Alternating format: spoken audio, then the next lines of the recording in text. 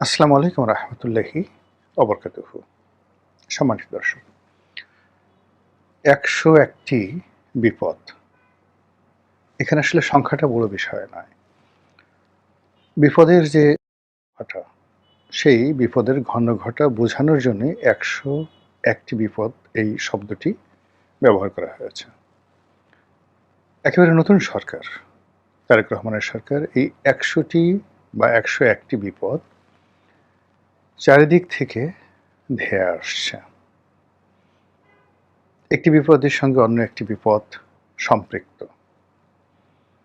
একটি বিপদ চুম্বকের মতো আরেকটি বিপদ ডেকে নিয়ে আসছে। এই সরকারের মান, মর্যাদা, ইজ্জত, আবরু, সম্মান এবং যেটিকে বলা হয় পাওয়ার অ্যান্ড ডিগনিটি, এই পুরো জিনিসের মধ্যে কেমন যেন একটা ধোঁয়াশে ভাব চলে আসছে। সরকারের যিনি প্রধানমন্ত্রী, প্রাণান্ত চেষ্টা করছেন তিনি তার ভাবমূর্তিটিকে উজ্জ্বল করার জন্য, কিন্তু জনমানসে একজন প্রধানমন্ত্রী রূপে ইতিপূর্বে তার মা বা ইতিপূর্বে সেই সাবেক স্বৈরাচার শেখ হাসিনা, কিংবা সরকার প্রধান হিসেবে, রাষ্ট্রপ্রধান হিসেবে বঙ্গবন্ধু, জিয়া কিংবা এরশাদ, তাদের যে একটা ভাবমূর্তি বা তাদেরকে দেখলে, তাদের কথা শুনলে যে মানুষের মধ্যে রাজপুরুষ সম্পর্কে, রাজনীতির প্রধান ব্যক্তির সম্পর্কে যে ধরনের একটা সম্ভ্রম, সেই সম্ভ্রম তৈরি হয়ে যেত, সেটি এ জমানাতে হচ্ছে না। হয়তো সামনে হতে পারে, আবার নাও হতে পারে। হতে পারে এই কারণে যে ১৭টি বছর তিনি এক্সাইলে ছিলেন। ২ নম্বর হলো যে তার জীবন খুব সহজ এবং স্বাভাবিক জীবন নয়। যে বয়সে তিনি পিতৃহারা হয়েছেন, সে বয়সে মূলত একটি সন্তানের বেড়ে ওঠার সময়। তো সেই বেড়ে ওঠার সময়টিতে তার কৈশোর পেরিয়ে, যখন ধরুন তার বাবা ১৯৮০ সনের কথা চিন্তা করেন, যদি তার জন্ম হয় ৬৫ সনে, তাহলে তার বয়স তখন ১৫ বছর। ১৫ বছর, এটি একটি অ্যাডোলেসেন্ট হেলথ, অ্যাডোলেসেন্ট মাইন্ড। এই সময়টিতে যখন পরিবারের প্রধান ব্যক্তি, বিশেষত যে প্রধান ব্যক্তি অত্যন্ত সুপ্রসিদ্ধ, অত্যন্ত ব্যক্তিত্ববান এবং খুব কঠোর হস্তে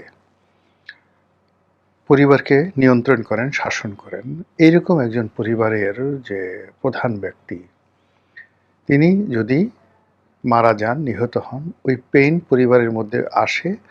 আর এই পরিবারের মধ্যে যারা অ্যাডোলেসেন্ট থাকে, যাদেরকে টিনেজ বলা হয়, তারা প্রায়ই মারাত্মক কতগুলো ভুল করে বসে। আমি আমার নিজের ব্যক্তিগত জীবন দিয়ে দুটো উদাহরণ দেই। যেমন ধরুন, আমি জেলখানাতে গিয়েছি ২০১৩ সনে। তখন ঠিক এই সেম, মানে ১৩-১৪ বছর বা ১৫ বছর আমার বড় সন্তানটির বয়স। আমার স্ত্রী খুব কাঁদতেন।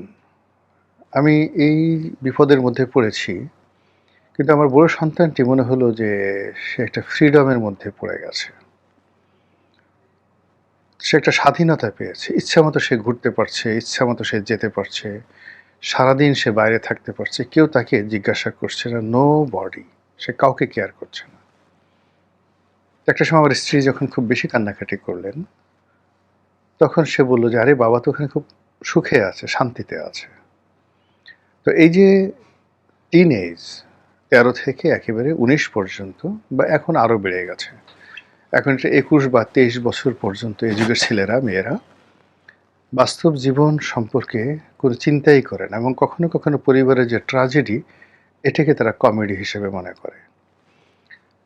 আমার নিজের ব্যক্তিগত আর একটা বলি, যে একবার আমাদের যৌথ ফ্যামিলি, তো যে কোনো কারণ হোক, আব্বা এবং কাকা তাদের মধ্যে একটা ভুল বোঝাবুঝি হলো এবং ওই দিন আমাদের পরিবারের মধ্যে মনে হলো যে তারা আলাদা রান্না করবে। মানে মা আলাদা রান্না করছেন এবং কাকা খুব কান্নাকাটি করছেন। সে পৃথক হবেন না। তো আমি এটাকে খুব একটা গোল্ডেন অপরচুনিটি হিসেবে আমার কাছে মনে হলো। দুটো কারণ। কাকা প্রচণ্ড শাসন করতেন। তো যদি সংসার আলাদা হয়ে যায়, আব্বা তো বিদেশে থাকেন, কাকা আর আমাকে মারতে পারবেন না।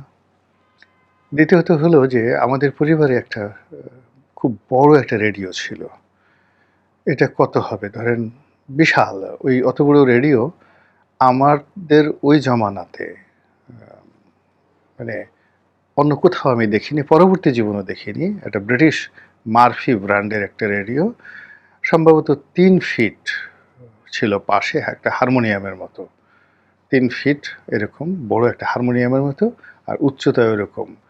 অত বড় রেডিও আমি কখনো দেখিনি। সে কি সাউন্ড! তো এটার দখল-দায়িত্ব ছিল কাকার কাছে। তো যখন এটা আলাদা হলো আমি সেটা কাকার রুম থেকে এনে নিজে সেটা জোরে, জোরে বাজালাম। অন্য সময় হলে কাকা যেটা করতেন একদম কানের উপর জোরে একটা মানে কষে চড় বসিয়ে দিতেন। কিন্তু সেদিন তো কাকা নিজেই ক্লান্ত, বিধ্বস্ত। তিনি আর কিছু বললেন না এবং I was one of the happiest man at that day. এই হলো অ্যাডোলেসেন্ট বয়সের স্বার্থপরতা। তো এই সময়টিতে যা হয় আমাদের আরো একটা ঘটনা বলি। আমার চাচা পুলিশের কর্মকর্তা ছিলেন।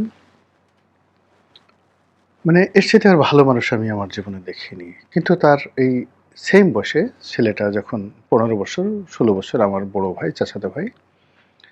তো কাকা মারা যাওয়ার পরে তার অঢেল সম্পত্তি।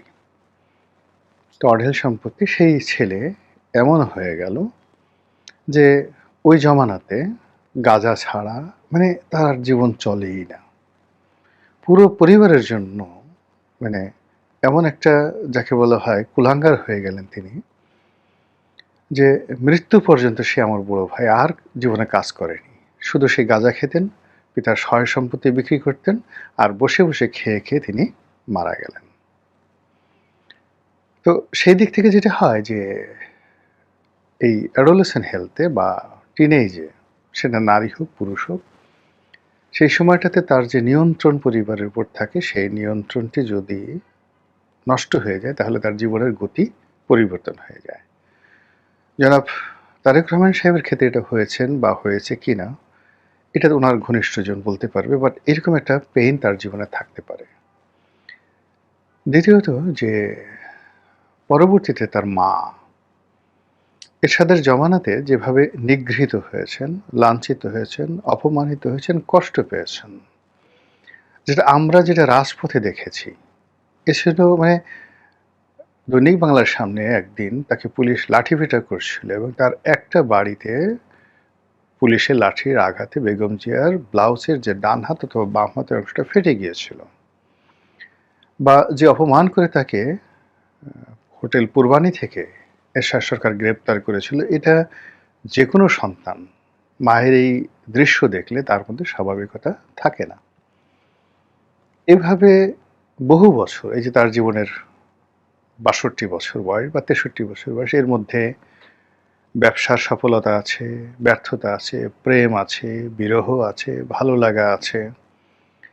অসংখ্য দেনা পাওনার যে হিসাব, সেই হিসাবের মধ্যে এসে অল অন এ সাডেন আপনাকে যদি একটি রয়্যাল বেঙ্গল টাইগার রূপে কাজ করতে হয়, তাহলে এটা সময় নেবে। যে সময়টি আমাদের দেশের জনগণ দিতে চাচ্ছে না। ফলে তাকে সবাই তারেক জিয়া, তারেক এই নামে সম্বোধন করছে এবং যারা একটু সিনিয়র তারা অনেকে তুই-তুকারি করে বলার চেষ্টা করছে। যেমন ফরহাদ মাজার সাহেব বললেন যে, "তারেককে নিয়ে আমার খুব চিন্তা হচ্ছে।" ইট মিনস ৬২ বছর বয়স্ক একজন মানুষ তিনি প্রধানমন্ত্রী হয়েছেন। ঠিক সেম কথা জিয়াকে নিয়ে বলতে পারবেন না, এরশাদকে নিয়ে বলতে পারবেন না। কিংবা বঙ্গবন্ধু কত বছর বয়সে বলেন তো উনি ১৯২০ সনে উনার জন্ম। তাহলে ১৯৭১ সনে তার বয়স কত বছর? ৫০ বছর, ৫১ বছর। তো তারেক রহমান সাহেবের চেয়ে ১০ বছরের ছোট বঙ্গবন্ধু। জিয়াউর রহমান আরও ছোট। তো সেই দিক থেকে যখন ৯১ সালে বেগম খালেদা জিয়া প্রধানমন্ত্রী হলেন তখন তার বয়স কত?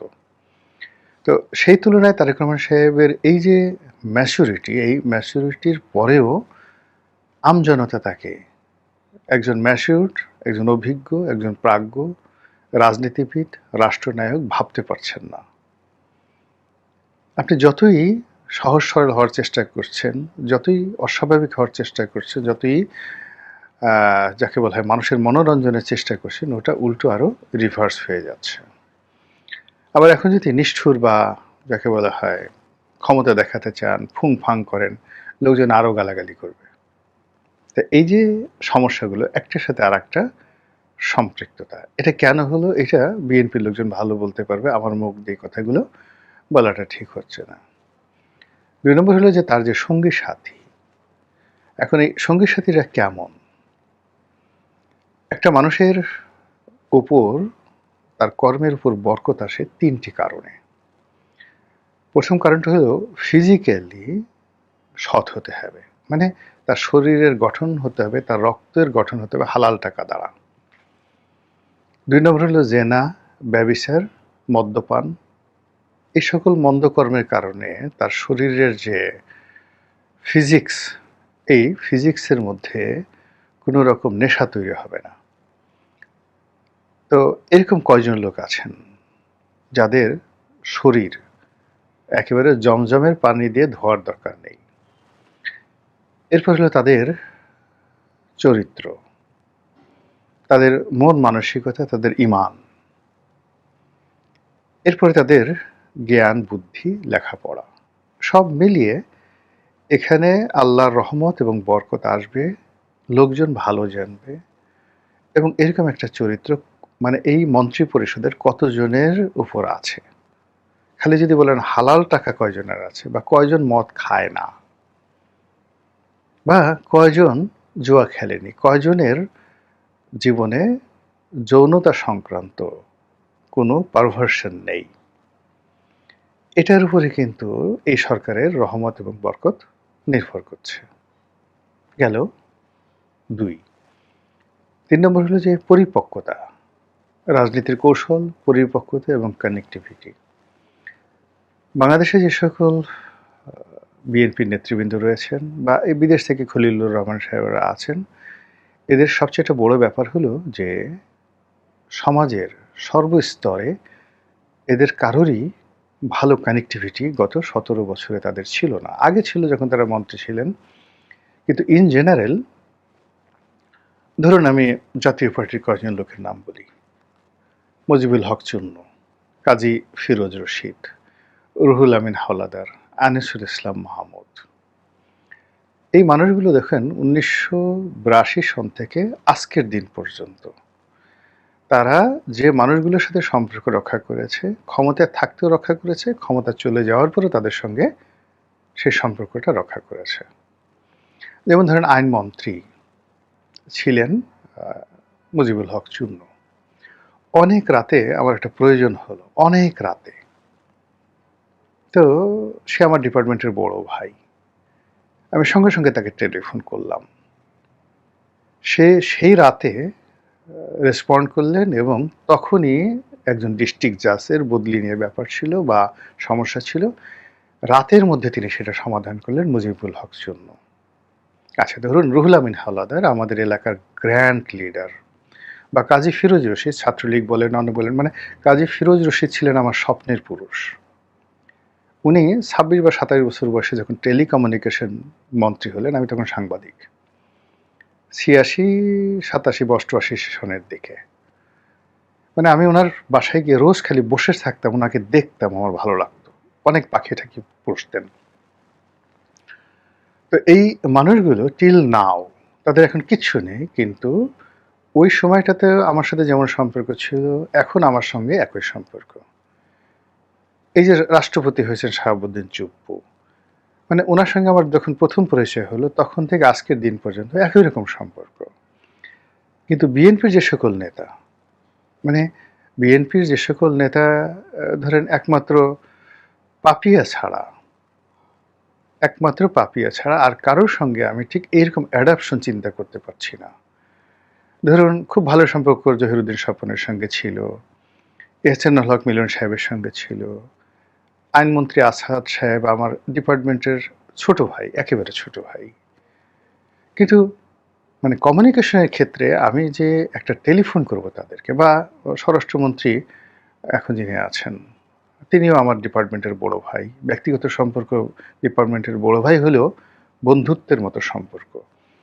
কিন্তু যে কোনো একটা প্রয়োজনে তাদেরকে ফোন করব, কথা বলবো, এই সাহস আমার মধ্যে হচ্ছে না। মনে হচ্ছে যে আমি টেলিফোন করলে ফোন ধরবে না, ফোন ধরলে কাজ করবে না। এই যে একটা সম্পর্ক, যেটা ধরেন যারা পলিটিক্যাল লিডার, যারা জাতীয় পার্টি ছিল বা আওয়ামী লীগ ছিল, এই জমানাতে কখনই আমি যেখানে থাকি না কেন আমার মধ্যে এক ধরনের আত্মবিশ্বাস ছিল।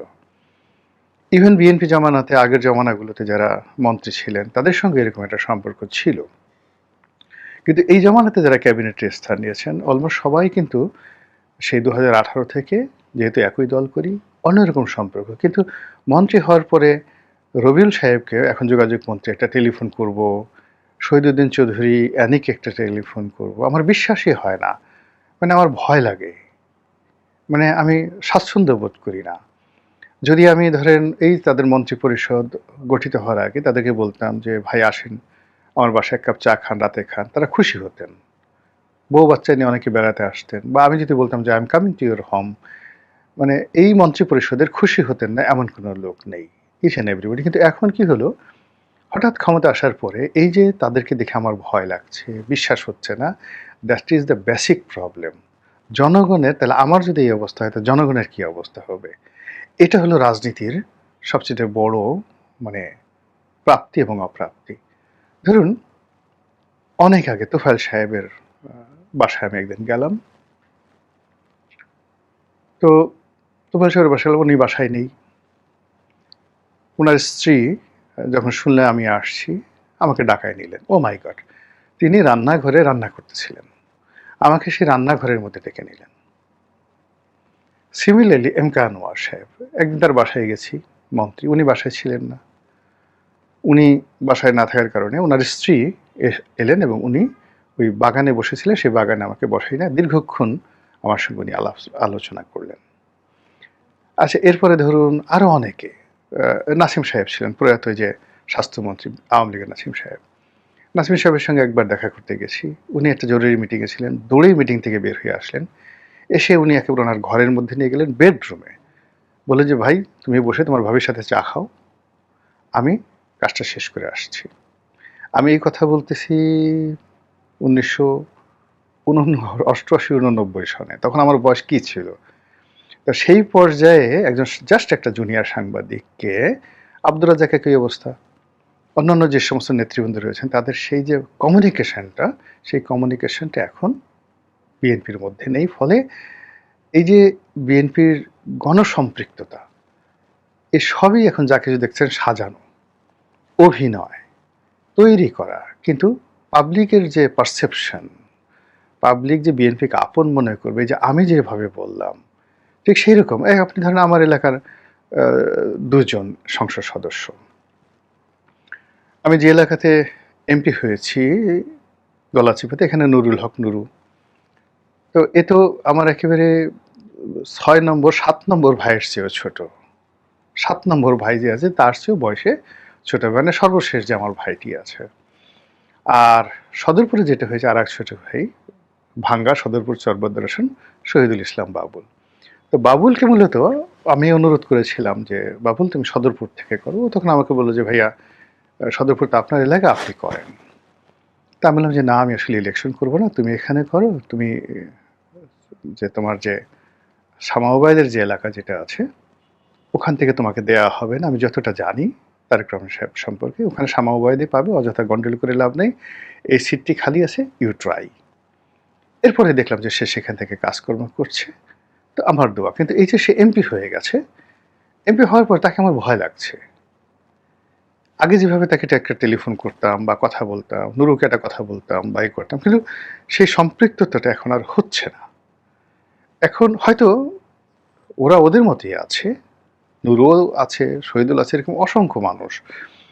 কিন্তু জনগণের সাথে যে একটা স্বাভাবিক যে সম্পৃক্ততা বা সরকারের যে একটা অ্যাডাপশন, গণমুখিতা, সেই গণমুখিতা না থাকার কারণে দেখা যাচ্ছে যে তাদের সঙ্গে যোগাযোগ করতে কেউ কমফোর্ট ফিল করছে না, তাদেরকে কেউ দাওয়াত করছে না, তারাও কোথায় যাচ্ছে না, ঘোরাফেরা করছে। এর বাইরে অর্থনীতি, এর বাইরে কূটনীতি, এর বাইরে দুর্নীতি, চাঁদাবাজি, অসততা, সব মিলিয়ে ১০১টি সমস্যা এই সরকারকে একেবারে অক্টোপাসের মতো চেপে ধরেছে। কিভাবে এর থেকে সরকার বের হবে একমাত্র আল্লাহই জানেন। আসসালামু আলাইকুম ওয়া রাহমাতুল্লাহি ওয়া বারাকাতুহু।